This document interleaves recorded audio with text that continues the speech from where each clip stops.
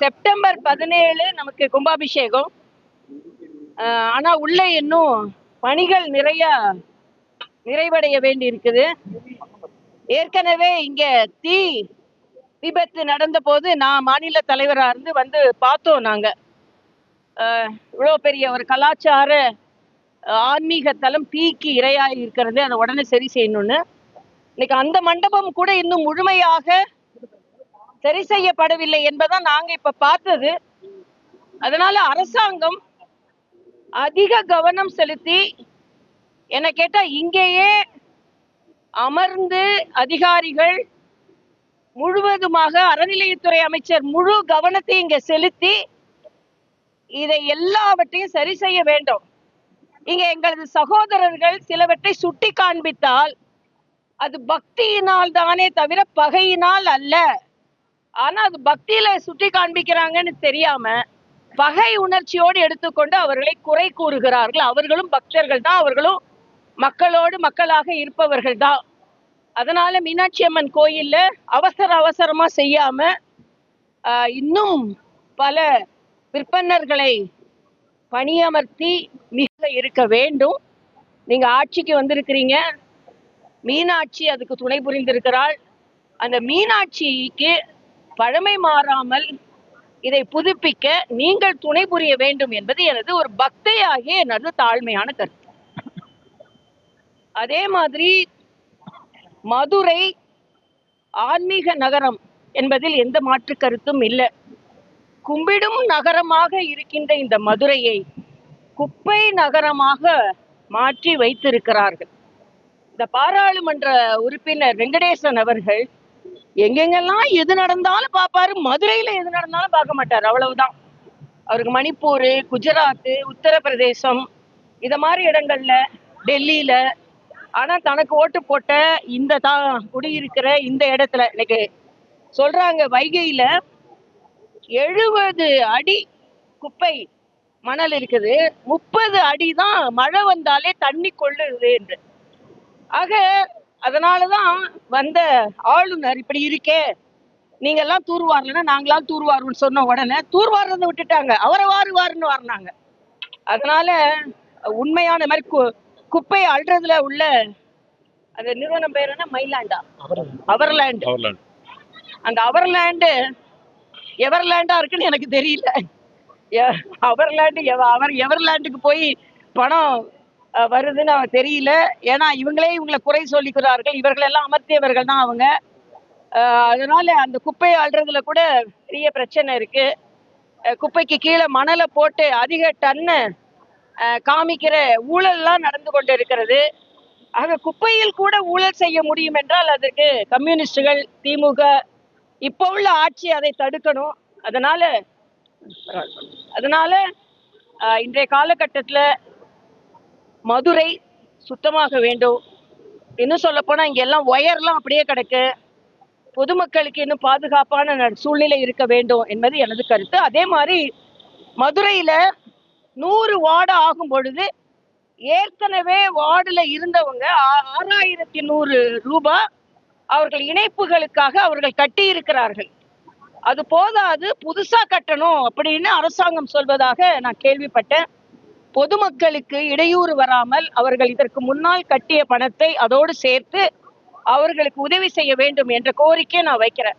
அதே மாதிரி வைகை இன்னைக்கு வான் பொய்த்தும் தான் பொய்யா வைகை எப்படி இருக்குதுன்னு நம்ம பார்த்து கொண்டு இருக்கிறோம். நேற்றைய தினம் நடந்த தென்பகுதி முதலமைச்சர்களின் மாநாடு மிக மிக ஆரோக்கியமான ஒன்று. ஏதோ மத்திய அரசு தென்பகுதியை கண்டுக்காது, பாராபட்சமா நடந்துக்கும், மத்திய அரசுக்கு தென் மாநிலங்களை பற்றி கவலையே இல்லை அப்படின்னு இல்லாம மரியாதைக்குரிய அமித்ஷா அவர்கள் கோதாவரி, காவிரி, இந்த இணைப்பு, நான் தெலுங்கானா ஆளுநராக இருக்கும்போது கூட அப்போ இருந்த அதிமுக அமைச்சர்கள் அதை பேச்சுவார்த்தை நடத்துவதற்கு எனது முயற்சியின் மூலமாக வந்திருந்தார்கள். அதனால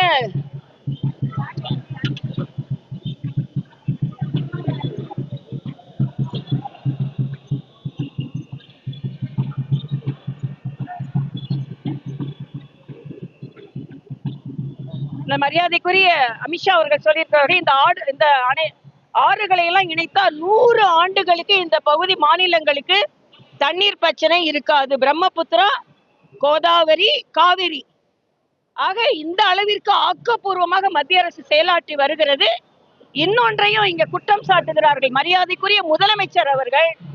சதவீதத்தில் தொகுதி மறுவரை குறைக்கப்படக்கூடாது அப்படின்னு சொன்னா உடனே பெல்ட் அடிச்சிட்டாரு அப்படின்னு ஒரு கருத்தை சொல்றாங்க. சதவீதத்துல குறையிலன்னா உங்களுக்கு என்னங்க பிரச்சனை? அதனால தொகுதி மறுவரை வேண்டும்.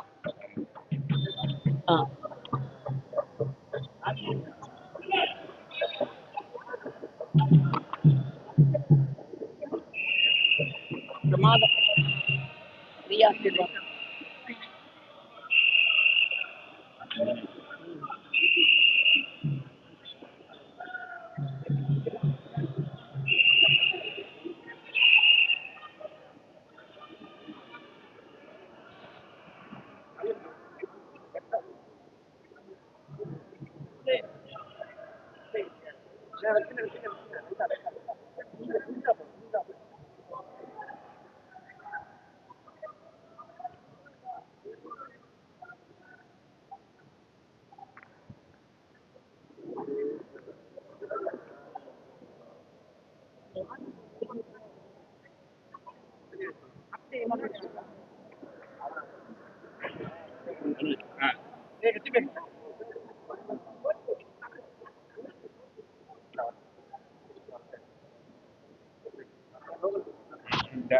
சரி, சாமிகளின் புறப்பாடை பார்த்ததும் மகிழ்ச்சி. அது மாதிரி இந்த ஆறுகளை இணைத்தா கோதாவரி, பிரம்மபுத்திரா, காவிரி இணைத்தா 100 ஆண்டுகளுக்கு நமக்கு தண்ணி பிரச்சனை இருக்காது அப்படின்னு மரியாதைக்குரிய உள்துறை அமைச்சர் சொல்லி இருக்கிறாங்க. அதனால தொகுதி மறுவரையில எல்லாரும் அரசியல் செய்யாம உண்மையாக தொகுதி மறுவரை வந்தாதான் பெண்களுக்கான இடஒதுக்கீடு வரும். தமிழ்நாட்டில் உள்ள இடம் 39ல இருந்து 59 மாறும். 200 பெண்களுக்கு பாராளுமன்ற உறுப்பினர்களாக வருவதற்கு வாய்ப்பு இருக்கும். மீனாட்சி அம்மன் கோயில்ல கும்பிட்டு விட்டு சொல்றேன், பெண்களுக்கான வாய்ப்பு கிடைக்க வேண்டும். மறுபடியும் இந்த 543 கொடுக்கறேன்னா கொடுக்க மாட்டாங்க நிச்சயமா. அதனால மரியாதைக்குரிய பாரத பிரதமர், உள்துறை அமைச்சர்கள் சொல்வதை போல இந்த தொகுதி மறுவரை வேண்டும், பெண்களுக்கான அங்கீகாரம் வேண்டும். எந்த விதத்திலும் தமிழகத்தின் சதவீதம் குறையாது என்பதை உள்துறை அமைச்சர் தெளிவாக சொல்லி இருக்கிறார். அதைத்தான் முதலமைச்சரும் எந்த விதத்திலும் சதவீதம் குறையக்கூடாது என்று சொல்லி இருக்கிறார். நிச்சயமா நிறைவேற்றப்படணும். அதற்கு எல்லாரும் உதவி செய்யணும். ஏன்னா நோ தொகுதி டீலிமிட்டேஷன் சொல்றதை விட ஃபேர் டீலிமிட்டேஷன் சொல்றது ஃபேரான கோரிக்கை தான். அதைத்தான் மத்திய அரசு செவிசாய்த்து எல்லா இடத்துக்கும் 50%. இப்ப நம்மளுக்கு 39, 59 ஆனா நல்லது தானே. கூட நமக்கு இன்னைக்கு 5 பாராளுமன்ற உறுப்பினர்கள் தான் தமிழ்நாட்டுக்கு இருக்கிறாங்க. அதிகமான பேர் வருவாங்க. இன்னைக்கு 234ல 34 பெண்கள் உறுப்பினர்கள் தான் இருக்கிறாங்க. 170 பேருக்கு மேல வருவாங்க. அதனால நிச்சயமாக தொகுதி மறுவரை வேண்டும் என்பது தமிழகத்துல அதுக்கு எதிர்ப்பு இருக்கு. அமமுக கூட வரக்கூடாது அப்படின்ற ஒரு ஸ்டேட்மெண்ட்ல தான் இருக்காங்க. இல்ல, அவங்க கருத்தை சொல்லலாம். ஆனா எல்லாருமே நீங்க பாத்தீங்கன்னா இன்னைக்கு வேண்டான்னு சொன்னவங்க கூட நியாயமா தானே சொல்றாங்க. நியாயமா தானே இன்னைக்கு நேரம் 50% கூடும் பொழுது வட மாநிலத்துக்கும் கூடும். நமக்கு கேரளாவுக்கு பாத்தீங்கன்னா 20ல இருந்து 30 ஆகும். நமக்கு 39ல இருந்து 59 ஆகும். 20 பாராளுமன்ற உறுப்பினர்கள் மக்களுக்கு அதிகமாக சேவை செய்வது நல்லது தானே. நீங்க இன்னைக்கு எம்எல்ஏக்களுக்கு இருக்கிறவங்களுக்கும் கார் கொடுக்கறேன்னு சொல்றீங்க. அப்ப இல்லாத மக்களை சென்று பார்க்கிறதுக்கு பாராளுமன்ற உறுப்பினர்கள் வரக்கூடாதுன்னா என்ன? அதாவது கொடுத்ததெல்லாம் கொடுத்தார். யாருக்காக கொடுத்தார்? ஊருக்காக கொடுத்தார். ஒருவருக்காக கொடுத்தார், ஊருக்காக கொடுத்தார்னு பாடினாங்க. நம்ம நல்லா அழகா பாடினாங்க.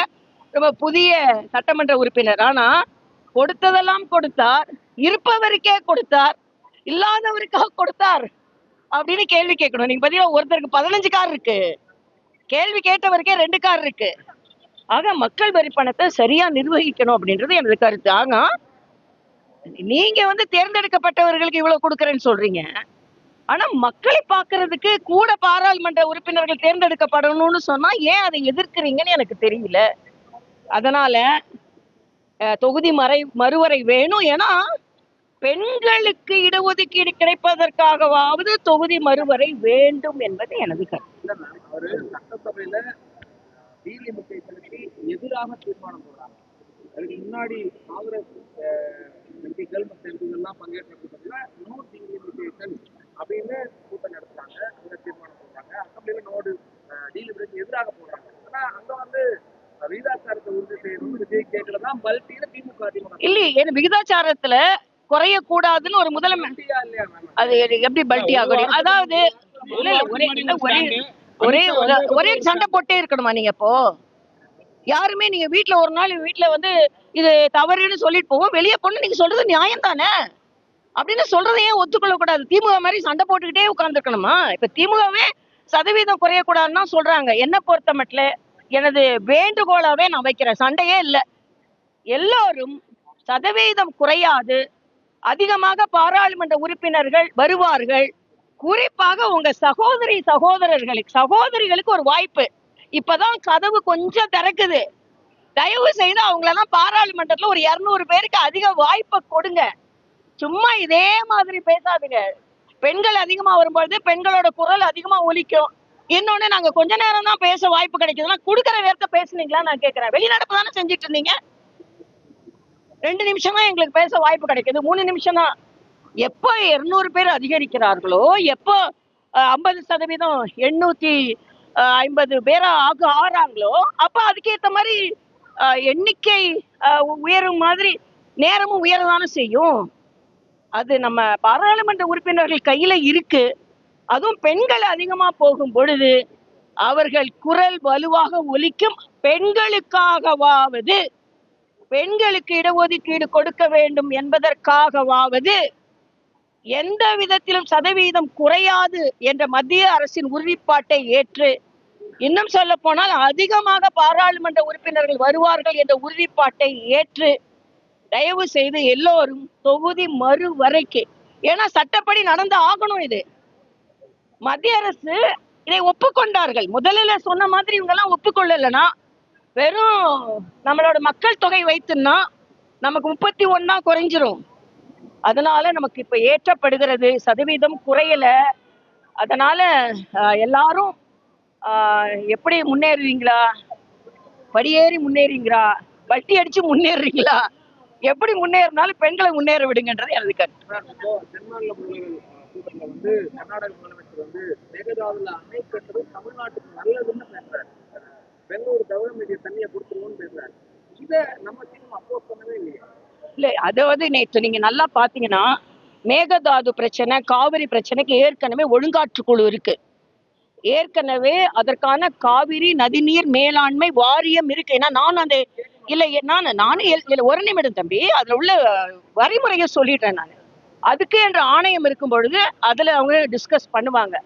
அதனால இப்ப என்ன உங்களுக்கு பிரச்சனை? இப்போ தமிழக முதலமைச்சர் மேலேயே நீங்க கடைகளை முதலமைச்சர்கள் மாநாட்டுல வந்து ஒரு முதலமைச்சர் ஒரு இஷ்யூ பேசுறாரு. இல்ல, அவங்க பேசலன்னு உங்களுக்கு எப்படிமா தெரியுமா? செய்தி வரல.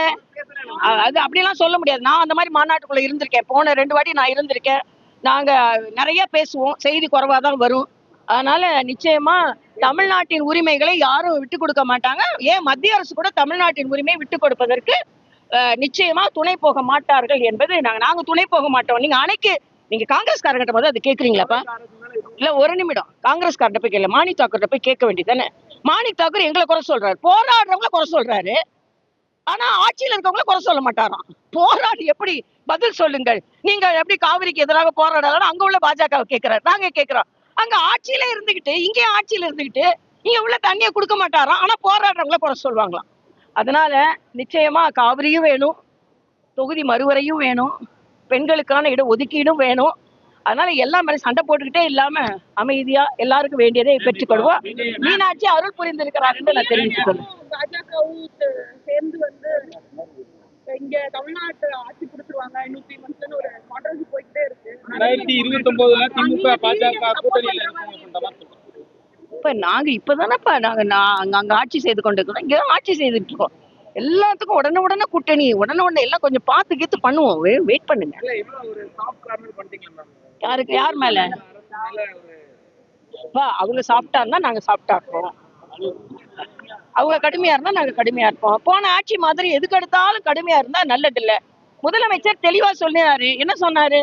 நாங்க கொள்கை ரீதியாக மாறுபட்டாலும் மத்திய அரசோட இணக்கமா இருப்போம்னு சுதந்திர உரையிலே சொல்லிட்டாருல்ல. அப்புறம் என்னங்கப்பா? இப்ப டிஎம்கே பாஜக அடிமைன்னு திமுக விமர்சனம் பண்ணுது. அது திமுக விமர்சனம் செய்வதற்கு திமுகவுக்கு எந்த தார்மீக உரிமையும் இல்லைங்க.